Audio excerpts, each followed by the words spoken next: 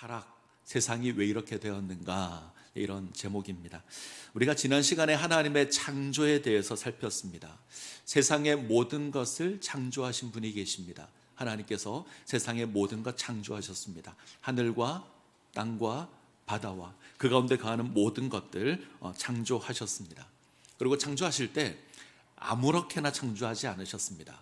하나님의 특별한 계획을 가지시고 목적을 가지고 그에 합당하게 창조하십니다.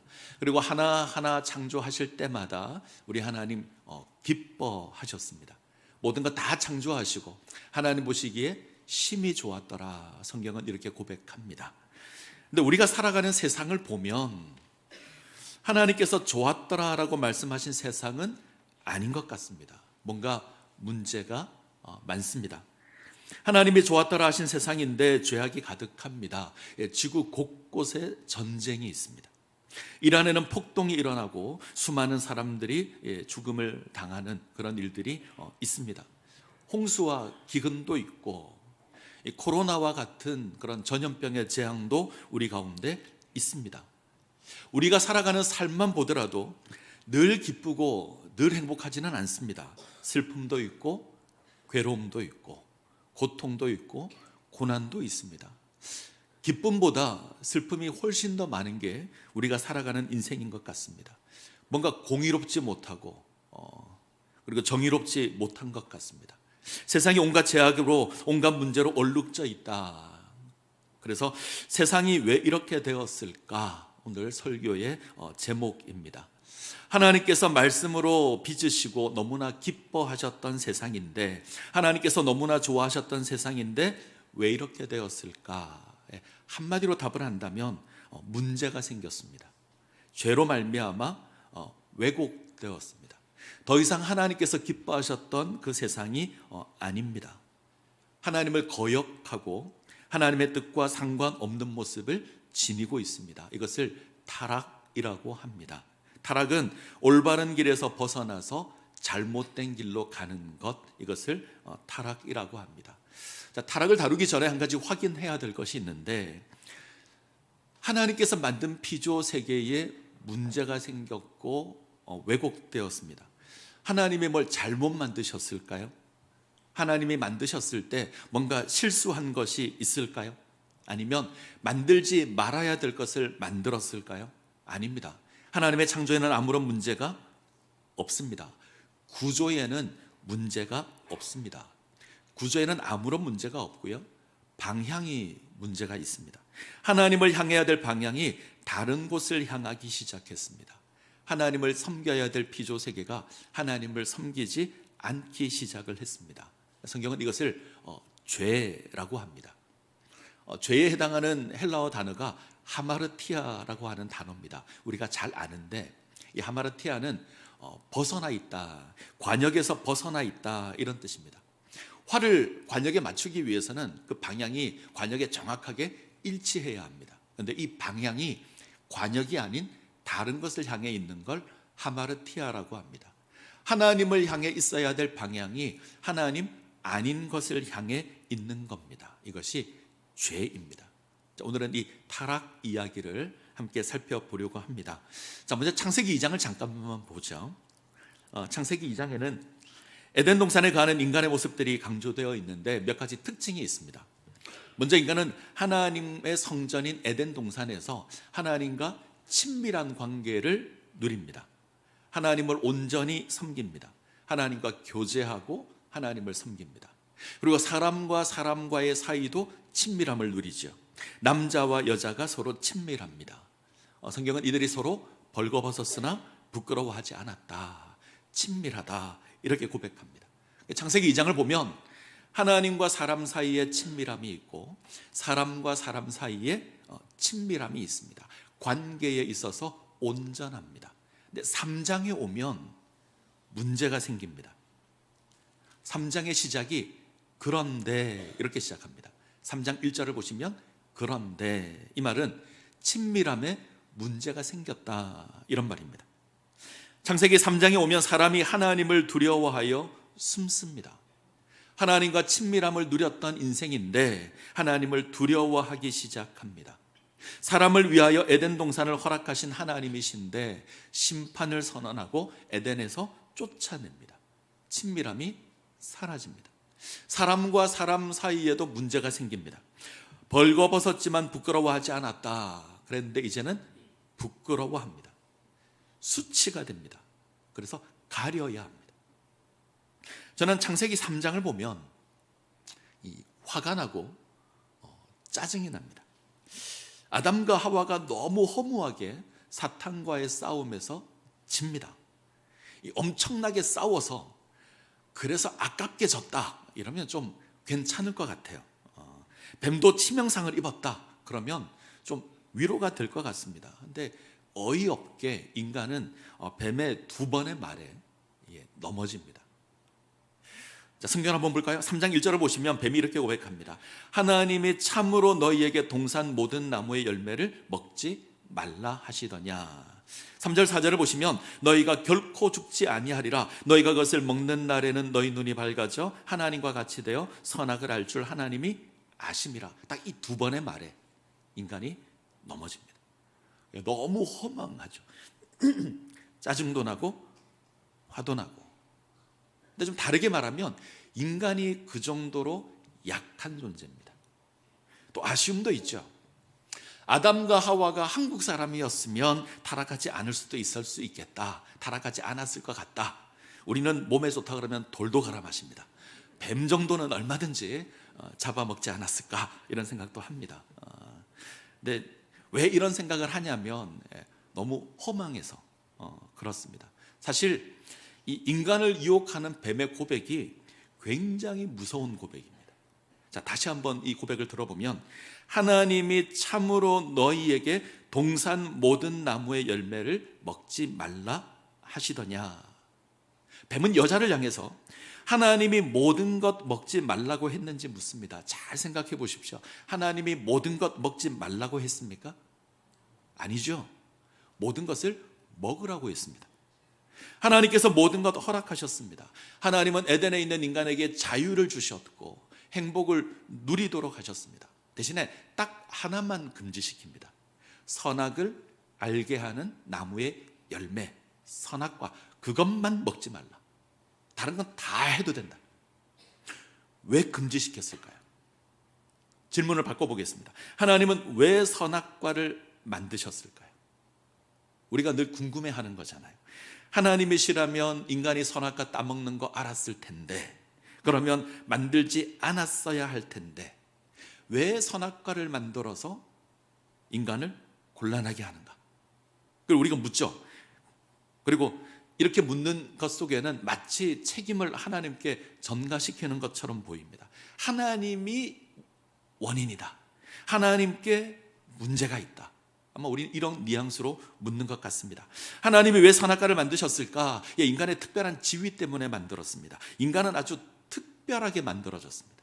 어떤 기계로 만들어지지 않았죠.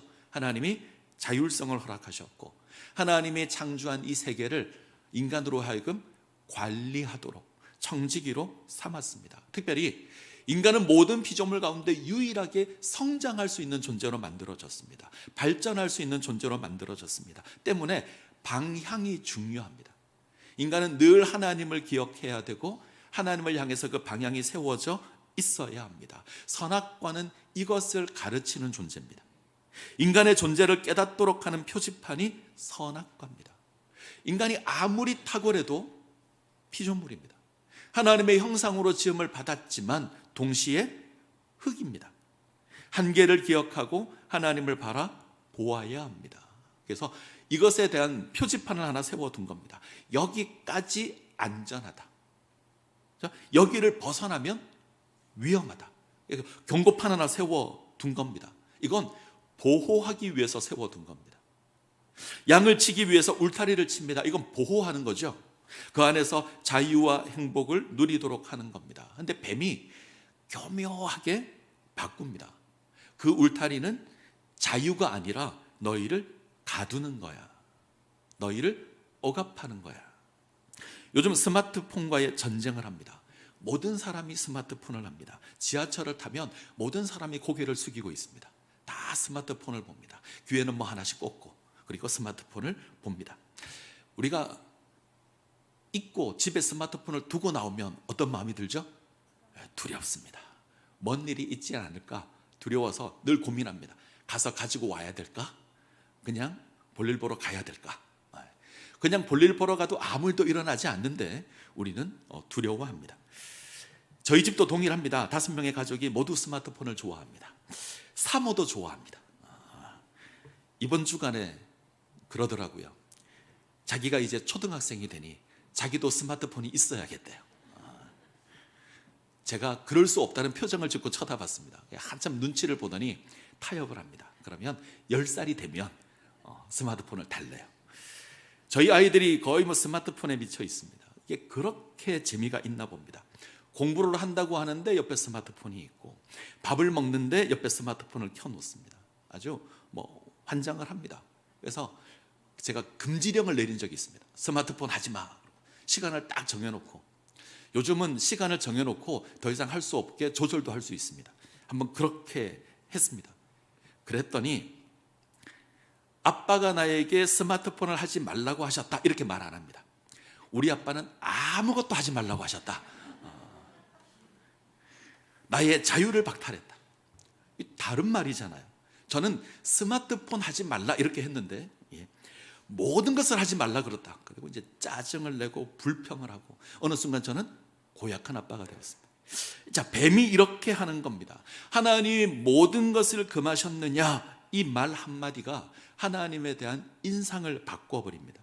자유를 허락하시는 하나님이신데, 우리에게 행복을 허락하시는 하나님이신데, 이 뱀의 말을 듣고 있으면 하나님은 아주 엄하고 무서운 하나님, 우리를 뭘 하지 못하게 막으시는 금지의 하나님, 하나님이 부정한 존재가 됩니다. 그러자 하와가 뭐라고 대답을 하죠? 뱀의 말을 들은 하와의 대답. 자, 3장 2절 3절 제가 읽습니다. 여자가 뱀에게 말하되 동산 나무의 열매를 우리가 먹을 수 있으나 동산 중앙에 있는 나무의 열매는 하나님의 말씀에 너희는 먹지도 말고 만지지도 말라, 너희가 죽을까 하노라 하셨느니라. 대답을 잘 보십시오. 맞는 말일까요? 틀린 말일까요? 맞는 말입니까? 틀린 말입니까? 틀린 말입니다. 맞는 것처럼 보여요. 그런데 틀린 말입니다. 자, 하나님은, 자, 화면 계속 띄워 주십시오. 하나님은 먹지 말라고 했습니다. 단순하게 먹지 마. 여자는 먹지도 말고 만지지도 말라. 어감이 다르죠? 먹지도 말고 만지지도 말라, 훨씬 더 부정적입니다. 자유를 허락하신 하나님이신데, 기쁨과 행복을 허락하신 하나님이신데 모든 걸 금지시키는 부정적인 하나님이 됩니다. 하나가 더 있습니다. 하나님은 반드시 죽으리라 그랬습니다. 여자는요, 죽을까 하노라. 무슨 말이죠? 죽을 수도 있고 안 죽을 수도 있다. 의심이 생겼습니다. 죽는다. 자, 설마 죽을까? 좀 더 표현을 바꿀까요? 죽는다보다 안 죽는다 쪽에 힘이 실렸습니다. 하나님의 말씀을 신뢰하지 않는 겁니다. 하나님이 믿지 못할 대상이 되었습니다. 이때 뱀이 결정타를 날리죠. 자, 4절 5절 4절 5절 같이 읽습니다. 뱀이 여자에게 이르되 너희가 결코 죽지 아니하리라. 너희가 그것을 먹는 날에는 너희 눈이 밝아져 하나님과 같이 되어 선악을 알 줄 하나님이 아심이라. 너희가 결코 죽지 아니하리라. 하나님은 죽는다 그랬는데 뱀은 안 죽는다 그럽니다. 누가 더 긍정적이죠? 죽는다 그런 하나님이 긍정적입니까? 안 죽는다 하는 사탄이 긍정적입니까? 사탄이 긍정적이잖아요. 하나님이 부정적이 됩니다. 여기에 달콤한 유혹도 주어집니다. 눈이 밝아진다. 하나님처럼 된다. 선과 악을 알게 될 거다. 한마디로 하나님과 같은 존재가 된다. 인간은 하나님의 형상으로 지음을 받았습니다. 모든 피조물 중에 최고가 인간입니다. 피조물 중에 으뜸입니다. 이름도 하나님의 형상입니다. 하나님과 닮았습니다. 만물을 정복하고 다스리는 권세가 인간에게 있습니다. 근데 이 인간보다 더 높은 존재가 딱 하나 있습니다. 하나님이십니다. 근데 인간에게 더 높아질 수 있는, 하나님처럼 될 수 있는 방법이 있다. 사탄이 속삭이는 겁니다. 그게 혹하죠. 자, 이 유혹에 하와가 선악을 알게 하는 나무를 봅니다. 그랬더니 그 열매를 보니 이 열매가 2장과는 좀 다르게 보입니다. 자, 3장 6절을 한번 보죠. 3장 6절 같이 읽습니다. 여자가 그 나무를 본즉 먹음직도 하고 보암직도 하고 지혜롭게 할 만큼 탐스럽기도 한지라. 줌에 그도 먹은지라. 여자가 보니 그 열매가 아주 매력적으로 보입니다. 먹음직도 하고 보암직도 하고 지혜롭게 할 만큼 탐스럽습니다. 뭔가 이전과 느낌이 바뀌었습니다. 한 신학자가 이렇게 고백합니다. 이것을 이렇게 번역했습니다. 하와 보기에 좋게 보였다. 하와 보기에 좋았더라. 자, 보시기에 좋았더라. 이거 하나님의 고백입니다. 하나님께서 세상을 창조하실 때 피조물을 만드시고 하나님 보시기에 좋았더라 고백했습니다. 하나님께서 모든 피조물을 다 만드시고 하나님 보시기에 심히 좋았더라 그랬습니다. 근데 이 고백을 이제 하와가 합니다. 사람이 합니다. 하나님이 고백했던 것, 하나님이 선이라 고백했던 것, 이제 사람이 하고 있습니다. 하나님이 판단했는데 이제는 사람이 판단합니다. 기준이 바뀐 거예요. 하나님이 기준이었는데 사람이 기준으로 바뀌었습니다. 그리고 선악을 알게 하는 나무의 열매를 따서 먹습니다. 이게 타락입니다. 선악을 알게 하는 나무의 실과의 능력이 있는 게 아닙니다. 하나님과의 관계가 깨어졌습니다. 기준이 하나님이었는데 사람이 기준이 되었습니다. 방향이 바뀌었습니다. 이게 타락입니다. 타락의 결과가 무엇일까요? 친밀함 잃었습니다. 관계가 깨어졌습니다. 하나님과의 관계가 깨어집니다. 하나님께서 아담을 찾았습니다. 예전 같았으면 자신 있게 나서던 아담인데 이제 피하여 숨습니다. 자, 아담이 3장 10절에 이렇게 고백합니다. 이르되 내가 동산에서 하나님의 소리를 듣고 내가 벗었으므로 두려워하여 숨었나이다. 하나님의 소리 앞에 벗었다는 걸 알고 두려워합니다. 친밀함이 깨어졌습니다. 하나님을 섬기는 존재가 아니라 하나님을 피하는 존재가 됩니다. 다음으로 사람과의 관계도 깨어지죠. 남자와 여자가 친밀한 관계였습니다. 내 뼈 중에 뼈요 내 살 중에 살이라. 이건 내가 생명으로 사랑하는 존재다, 나와 하나다, 이런 고백입니다. 그래서 벌거벗어도 아무런 문제가 없었습니다. 그런데 불편해집니다. 에덴 동산에 딱 두 사람이 있습니다. 아담, 하와. 그 누구도 없습니다. 아무도 보는 사람이 없는데 부끄러워졌습니다. 불편해졌습니다. 생명으로 사랑하던 존재인데 이제 싫어졌습니다. 그리고 이제는 죄에 대한 책임을 미루기도 합니다. 하나님께서 내게 주신 여자가 주어서 먹었습니다. 저 뱀이 나를 꿰어서 먹었습니다. 이 말은 이런 거죠. 하나님께서 만드신 여자가 문제고 뱀이 문제라는 겁니다. 책임을 넘기기도 하고 심지어 하나님께 책임을 돌리기도 합니다. 인정하지 않고요, 이제는 배려하지 않습니다. 타락한 이후에 사람은 인정 안 합니다. 배려하지도 않습니다. 비판하는 것에 익숙합니다. 불평불만에 익숙해집니다. 우리 고백을 잘 보십시오. 우리 교회 참 좋은 교회야, 이렇게 말을 많이 하십니까? 아니면 우리 교회는 이게 문제야, 왜 우리 교회는 이런 거 안 하지? 이런 게 더 많습니까? 저 장로님 참 좋은 분이야, 저 권사님 정말 좋은 분이야, 이렇게 안 하잖아요. 저 인간이 문제야. 우리 목사님 참 멋져, 잘생겼어, 이렇게 안 하잖아요. 저 양반은 머리가 커, 설교가 길어, 우리 이러잖아요. 잘 인정 안 합니다. 잘 배려하지도 않습니다. 자, 세 번째, 자연과의 관계가 단절됩니다. 자연 만물을 다스리던 존재가 인간이었습니다. 근데 자연이 이걸 거부하기 시작합니다. 원래 땅은 초목과 채소를 내도록, 때가 되면 열매를 맺고 채소를 내도록 지음을 받았습니다. 근데 저주를 받더니 가시와 엉겅퀴를 냅니다. 자, 타락으로 말미암아 모든 게 왜곡되었습니다. 친밀함이 깨어졌습니다. 관계가 깨어졌습니다. 한마디로 정리하면 죽음 아래 놓였습니다. 인간은 더 이상 하나님의 형상이 아닙니다. 그냥 흙입니다. 흙으로 지음을 받았기에 흙으로 돌아갈 수밖에 없는 존재가 되었습니다. 자, 로마서 5장 12절을 한번 보죠.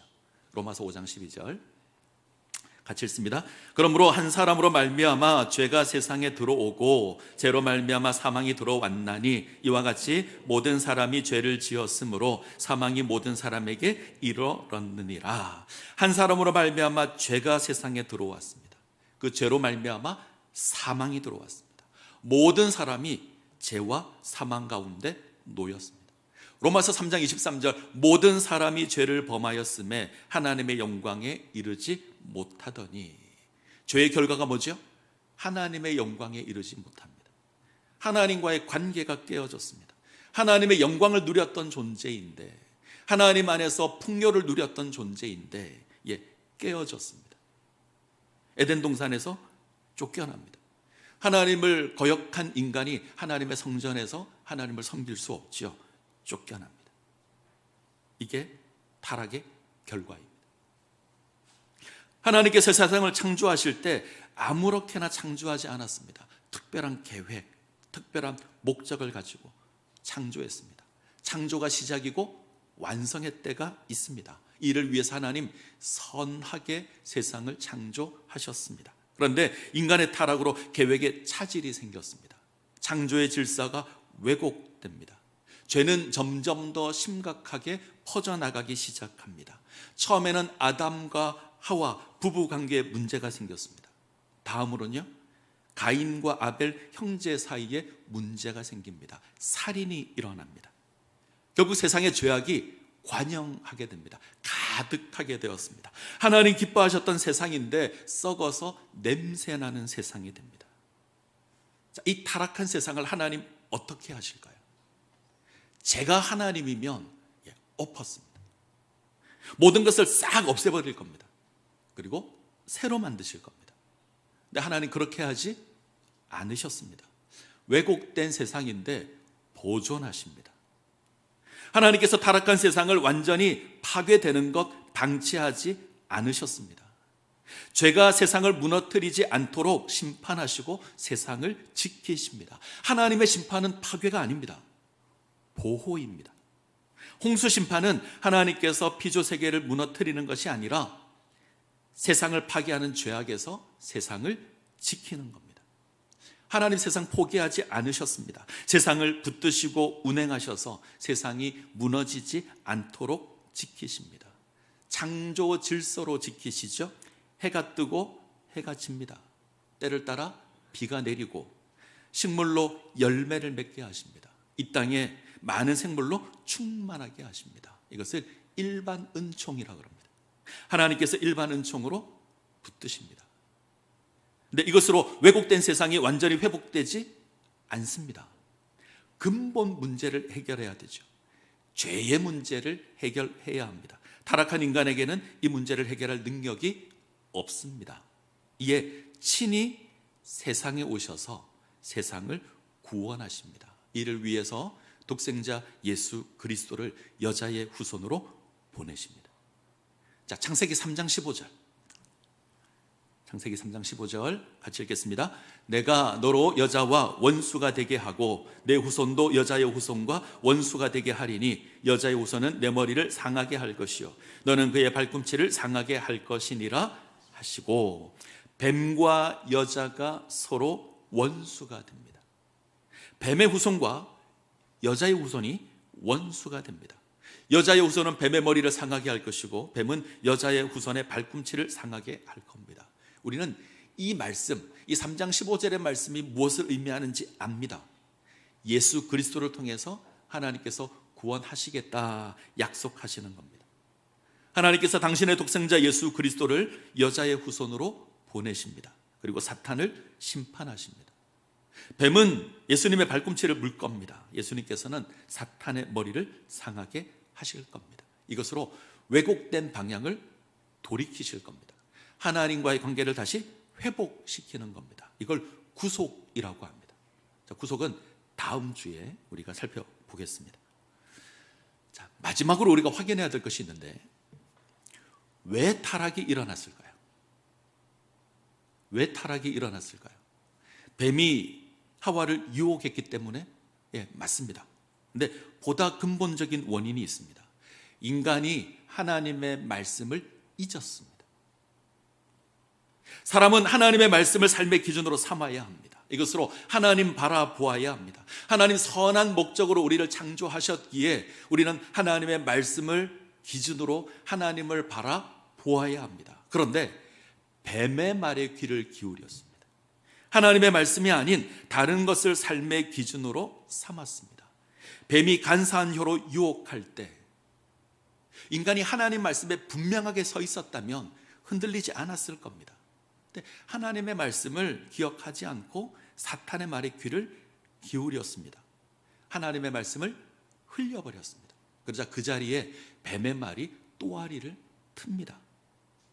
정말 하나님 그렇게 말씀하시더냐? 하나님께서 정말 모든 것 먹지 말라고 하시더냐? 너희가 결코 죽지 아니하리라. 이 고백에 흔들립니다. 그리고 하나님 말씀을 거역합니다. 저는 창세기 3장을 대할 때 궁금한 게 하나 있는데, 하와가 시험 당할 때 아담은 어디 있었을까? 처음 말씀을 받았던 게 아담입니다. 하나님께서 아담 만드시고 에덴 동산에 두시고 모든 나무의 열매는 먹을 수 있지만 동산 중앙에 있는 저 선악을 알게 하는 나무 열매는 먹을 수 없다 말씀하셨습니다. 먹으면 반드시 죽는다 말씀하셨거든요. 이 말씀을 아담이 받았습니다. 그럼 이 아담은 어디 있었을까요? 바람 쐬러 갔을까? 농사를 지었을까? 이때는 농사를 짓지 않아도 됩니다. 그러면 누구를 만나러 갔을까? 아담과 하와 둘밖에 없습니다. 누구를 만날 일도 없을 겁니다. 어디 갔을까? 자, 궁금한데, 자, 성경을 잘 보시죠. 뱀이 여자에게 물어볼 때 이렇게 묻습니다. 하나님이 참으로 너희에게 동산 모든 나무의 열매를 먹지 말라 하시더냐? 여자에게 묻는데 복수로 묻죠. 너희에게. 여자가 대답합니다. 우리가 먹을 수 있으나. 복수로 대답하죠. 뱀이 다시 고백합니다. 너희가 결코 죽지 아니하리라. 복수입니다. 자, 대화는 뱀과 하와가 하는데 늘 복수가 사용됩니다. 6절에 가시면 자기와 함께 있는 남편에게도 주매. 지금 아담이 어디 있다고요? 옆에. 하와 곁에 있습니다. 대화는 뱀과 여자가 합니다. 그런데 곁에 아담도 있습니다. 아마 아담은 뱀과 하와의 대화를 듣고 있었을 겁니다. 아담 역시 유혹에 넘어집니다. 때문에 하와가 열매를 줬을 때 아무런 주저함 없이, 아무런 의심 없이 먹습니다. 아담 역시 하나님 말씀에 온전하지 않았다는 겁니다. 말씀을 듣지만 말씀의 삶을 세우지 않았습니다. 생명의 말씀을 듣는데 천지를 창조하신 하나님의 말씀인데 듣고 흘렸습니다. 이게 대충 합니다. 정말 하나님께서 그렇게 말씀하시더냐? 절대 죽지 않는다. 그렇게 해도 괜찮다. 에덴 동산에서 아담과 하와를 무너뜨린 사탄은 오늘날 우리에게 똑같이 이야기할 겁니다. 정말 하나님 그렇게 말씀하시더냐? 정말 하나님 그렇게 말씀하시더냐? 그렇게 해도 괜찮아. 그게 더 좋을 거야. 동성애도 똑같이 이야기하는 거잖아요. 그래도 괜찮아. 어떻게 이 욕을 이길 수 있죠? 예수님께서 답을 보여주십니다. 예수님 사탄의 시험을 어떻게 이기십니까? 하나님 말씀을 주장하심으로, 하나님 말씀을 선포하심으로. 하나님의 말씀을 분명히 알아야 합니다. 그리고 그 말씀 위에 우리의 삶을 세워야 합니다. 그러면 안 흔들릴 겁니다. 그러면 요동하지 않을 겁니다. 말씀을 건성으로 들으시면 안 됩니다. 건성으로 읽으시면 안 됩니다. 오늘은 설교가 좋다, 오늘은 말씀이 좋다, 오늘은 설교가 별로다, 이러시면 안 됩니다. 선포되는 말씀은 여러분들이 평가하라고 하는 게 아닙니다. 그 말씀 위에 우리의 삶을 세우기 위해서 선포되는 겁니다. 멀리 서서 여러분들이 설교를 평가하는 게 아닙니다. 그 말씀 위에 여러분들의 삶을 세우셔야 합니다. 나를 향한 하나님의 말씀으로 받으셔야 합니다. 말씀이 나를 불편하게 하면 더욱더 나를 향한 말씀으로 받으셔야 합니다. 그래야 우리가 삽니다. 우리가 살아가는 삶에 수많은 유혹의 소리가 있을 겁니다. 그럴듯한데, 비슷한데 하나님의 말씀과 다릅니다. 우리는 하나님의 말씀에 온전히 서서 귀를 기울여서 분별해야 합니다. 말씀을 흘리시면 안 됩니다. 선포된 말씀을 붙드시고 그 말씀 위에 삶을 세워야 합니다. 그때 우리가 온전할 겁니다. 이 모습 가운데 세워지시기를 간절히 소원합니다.